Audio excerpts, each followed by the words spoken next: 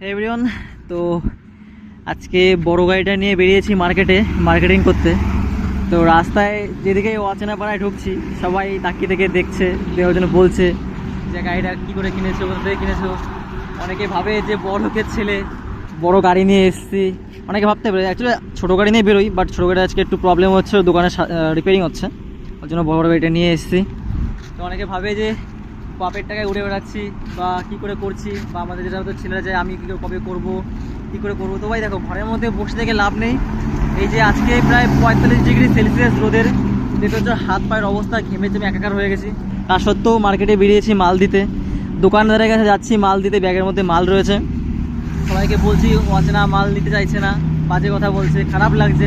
তা সত্ত্বেও মাল দিচ্ছি আর রোদের মধ্যে কষ্ট করছি। তো ঘরের মধ্যে বসে থেকে লাভ নেই ভাই, ঠিক আছে? সেরকম স্বপ্ন পূর্ণ করতে গেলে এই রোদের মধ্যে বেরিয়ে পড়তে হবে আর কাজ করতে হবে, তবেই স্বপ্ন পূর্ণ হবে। যাই হোক, তো ভিডিও ভালো লাগলে অবশ্যই সাবস্ক্রাইব করে দিও।